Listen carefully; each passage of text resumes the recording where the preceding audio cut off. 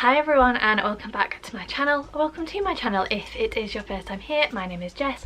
Today's video is going to be part one of my Rare Birds book club series of videos, and this is actually future editing me sitting down to do this intro because, not that I want to put you off watching this video in any way, but if you happened to watch my 2023 reading goals video and if you missed it, I will leave a link in the description box. You might have caught that I said there were a number of video concepts that didn't quite get off the ground in the way that I had hoped in 2022. I'd filmed a lot of footage, but I just hadn't managed to pull them together, and this video very firmly sits within that category.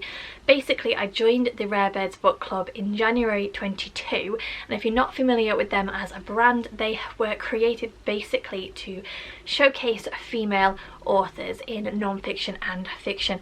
I'm not being paid to say any of this, by the way. I'm just a legitimate fan of the brand and the concept, and I was lucky enough to be able to visit their bricks and mortar store when we went to Edinburgh in December, and if I didn't already love them, then honestly it is one of the prettiest bookshops that I have ever been in. If you ever go near Edinburgh and you are a book person, which you must be if you're watching this video, then I would highly recommend that you go. It's just so stunning.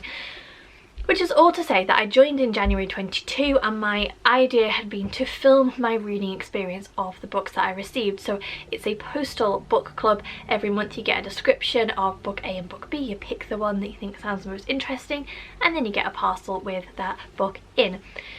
Then my reading year went as my reading year went, which was not exactly to plan. So I managed to read one in the summer, one in the autumn and one in the winter, and I filmed my reading experience of those, which actually was the book for February, March and April. January's book was Ariadne, which I had already separately read before I received it from the book club. So I did those three, and I would like to continue on with this series because I have all the rest of the books from 22 to read, and hopefully through doing that you guys might find some authors or some books that maybe you've not come across before, because certainly some on that list and a couple of the ones that I've read for this video I had never heard of. The catch is that you may notice that there's a little bit less cohesion with my reading experiences and the way that this vlog is put together because of just the way that my reading year ended up being. So I apologise if the vlog is not as slick as you might expect. You may notice a couple of hiccups, or I might have not spoken about a book in as much depth, or I just don't feel like it came together quite in the way that I had anticipated, and so I was going to cancel the series, and then I thought no, because there might be people out there who would still enjoy it. So we're just going to go with it and we'll see what happens. And as I say, my plan is to continue on with reading the rest of those books. We will just see how it goes. Remember that this is the year that we are being kind to ourselves and our reading experiences, which is all to say that now let me hand over to a much blonder me.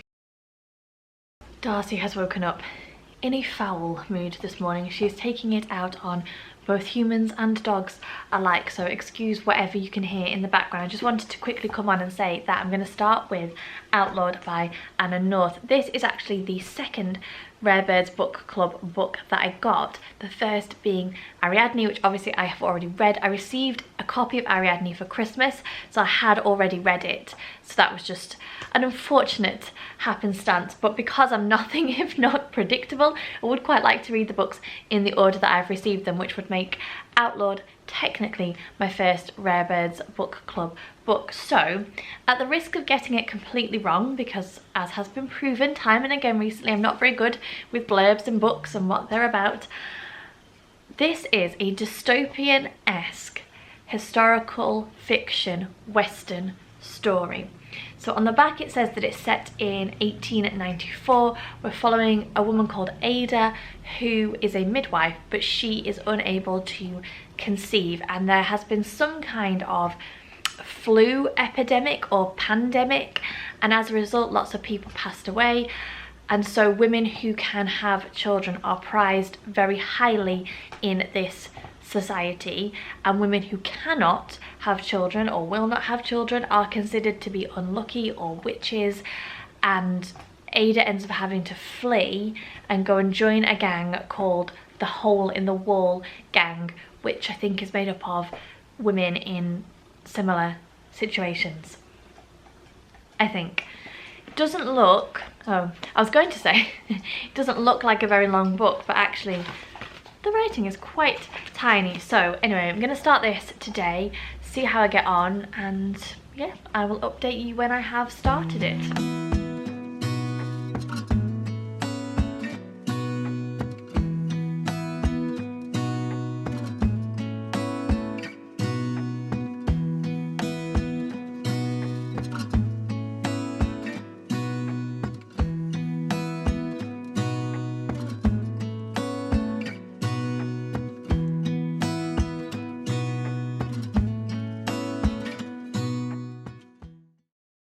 I am just over 80 pages in now, and I am actually really enjoying it. I will admit that I was a little bit nervous after reading the opening chapter and not sure what to expect. We are basically told that we're going to be introduced to a whole cast of characters, and their stories and their lives are all going to overlap and intertwine in some way.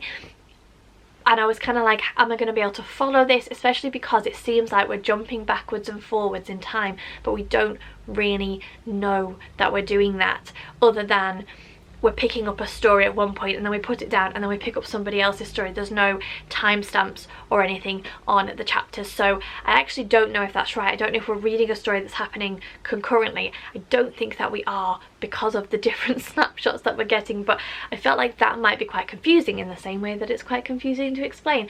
But so far I'm really enjoying it. We've met maybe 3 or 4 of the characters and we're just getting to know what's happening and perhaps how some of their stories are going to overlap. So yeah, enjoying it so far, and I'm actually really pleased that I'm enjoying it because I've had a bit of a mixed reading experience lately. I've largely enjoyed what I've read, but I haven't felt the drive to be picking it up, whereas with this one, whenever I've got a spare 5 minutes, I'm like, oh, I'll just pick that up and read the next chapter, or I'll just see what's going to happen next, which hasn't happened to me for quite some time. So yeah, not trying to attach too many expectations and high hopes to this book, but at the moment thoroughly enjoying it.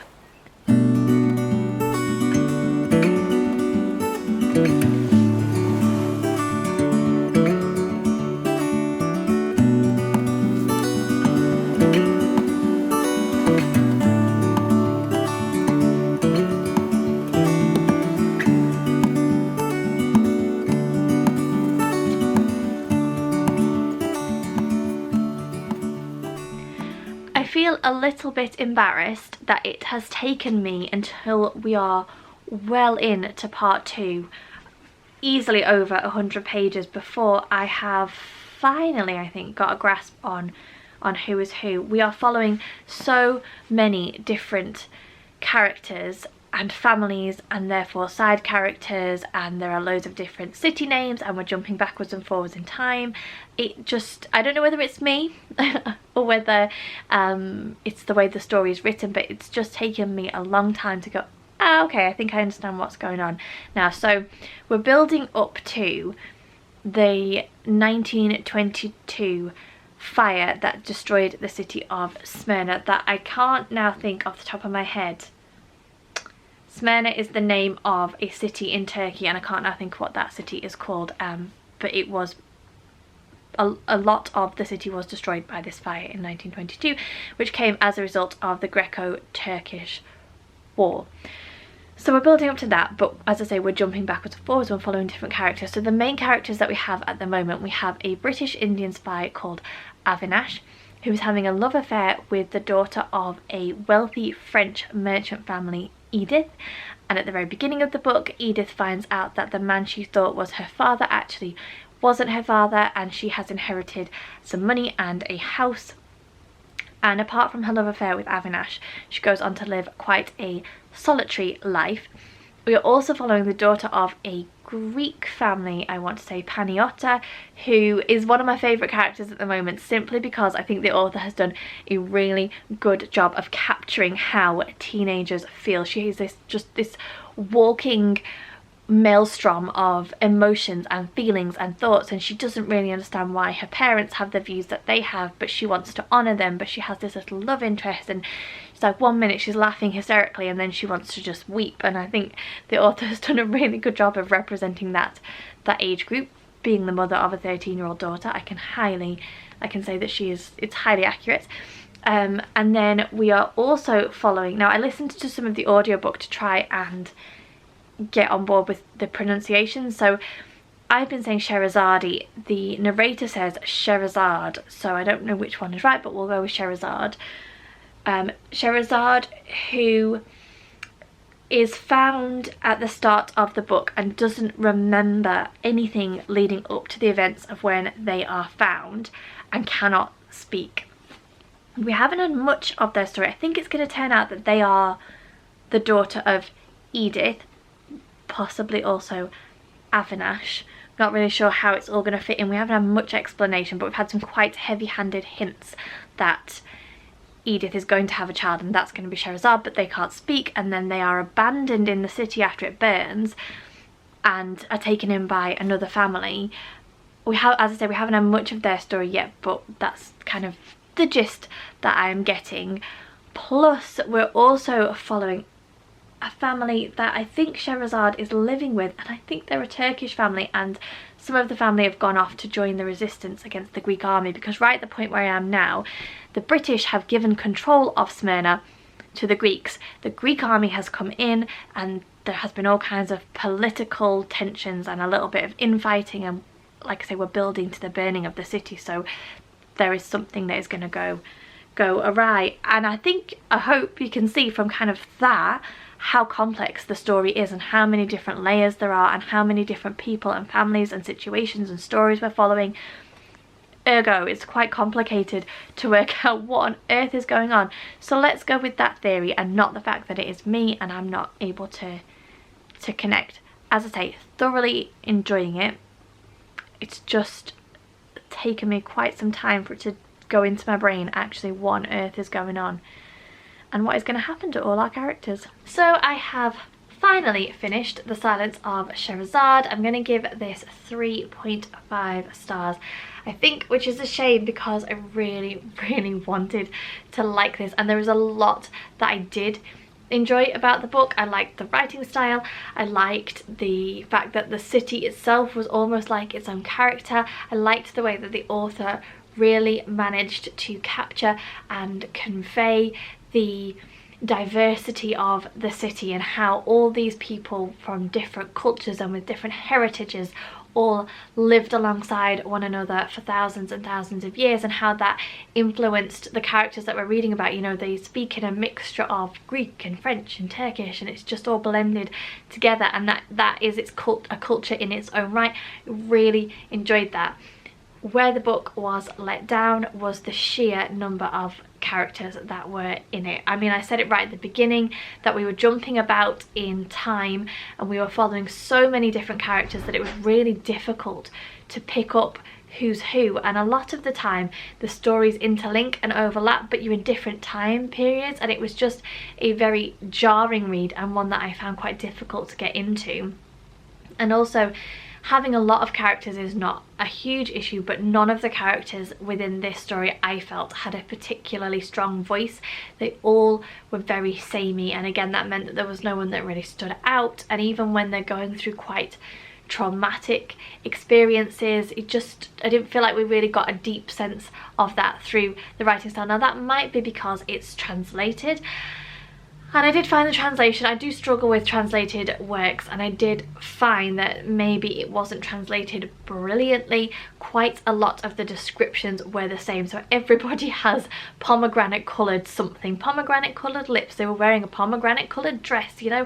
It was that kind of repetitive writing as well that let it down a little bit. I wonder whether it would be a different reading experience if I had read it in the language that it was written in. Maybe it would be more poetic or purple language or something, I don't know. So on the whole, just a middle of the road read for me, and it is a shame because I did really want to like it. It's a period of time in a setting that I haven't read before. I was interested in the discovery of these different characters, but it just felt a little bit flat for me. So yeah, 3.5 stars.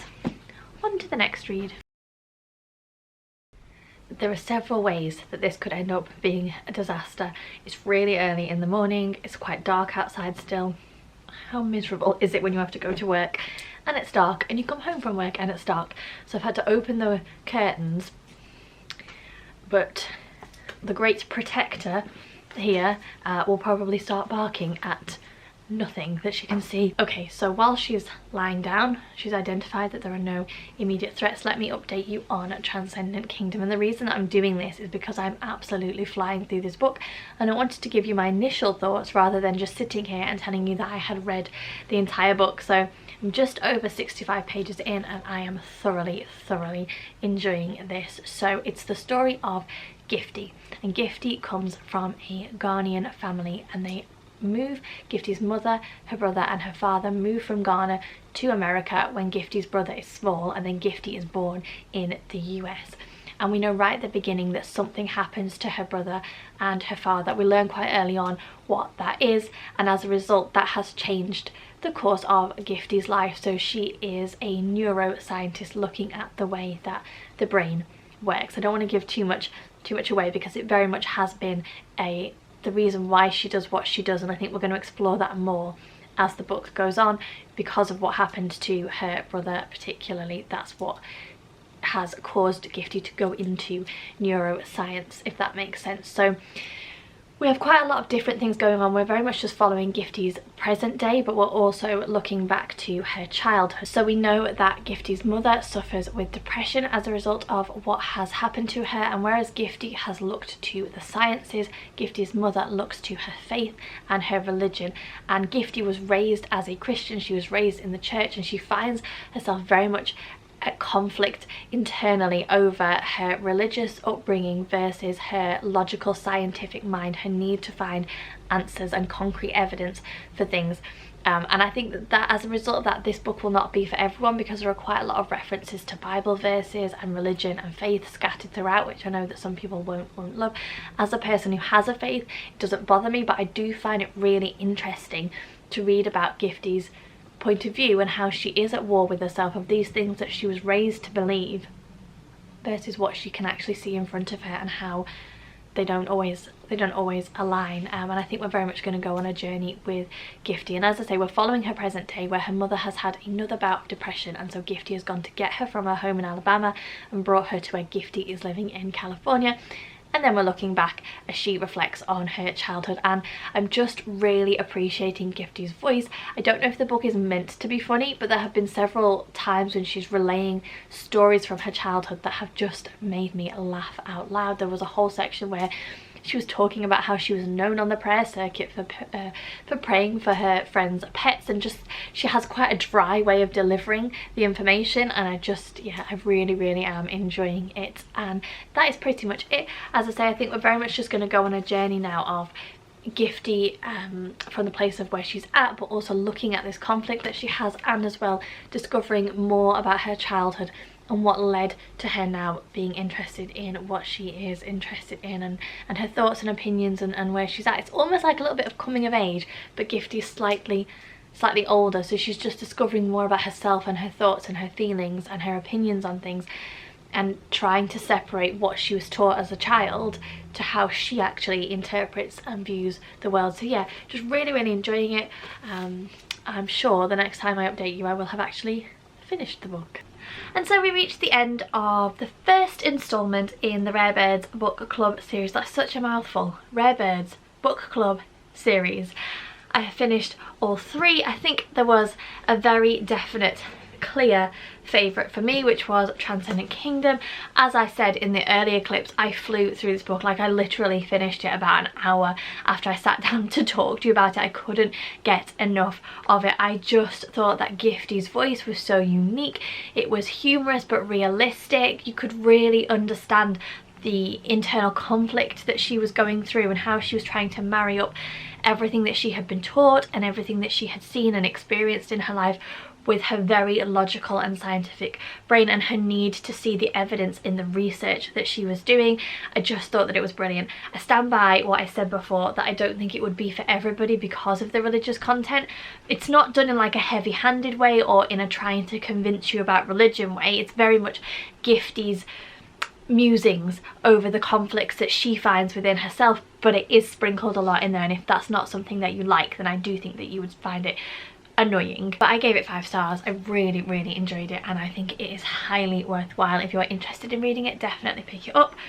I would say that Outlawed was my next favourite book. I do have some questions around representation in this book. I don't think I properly summed up my feelings on it earlier in the vlog, and that's largely because I don't really know.